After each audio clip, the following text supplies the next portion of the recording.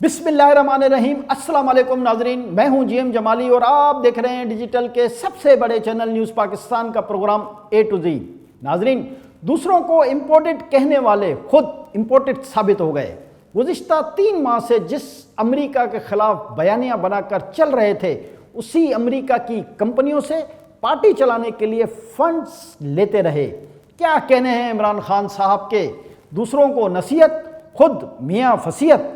तकरीर का आगाज़ ईया का नाबुद व ईया का नस्तईन से करने वाले इलेक्शन कमीशन में झूठा बयाने हल्फी जमा कराते रहे।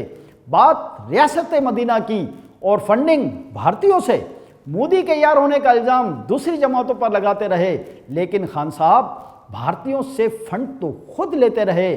आज के इलेक्शन कमीशन के फैसले ने जो पंडोरा बॉक्स खोला है, इसका अख्ताम खान साहब की नाअहली पर भी हो सकता है।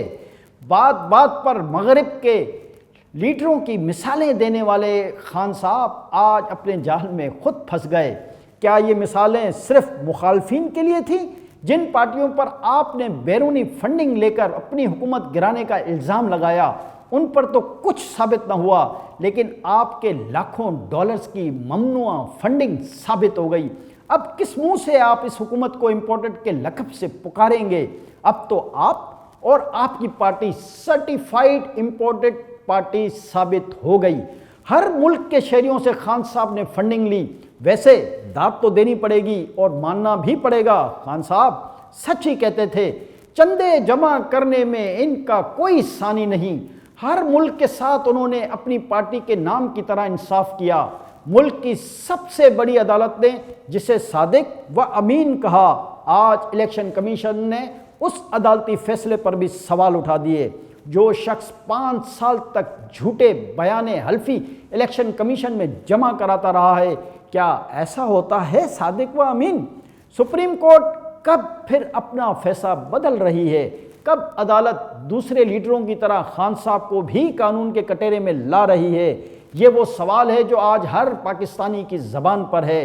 कानून का तराजू सबके लिए बराबर होता है, तो फिर कब कर रहे हैं बराबरी के फैसले?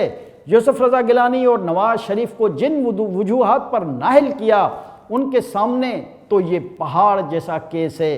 सबूतों के साथ इलेक्शन कमीशन का फैसला मौजूद है। अब देर किस बात की है? लगाएं अदालत, करें नाहिल।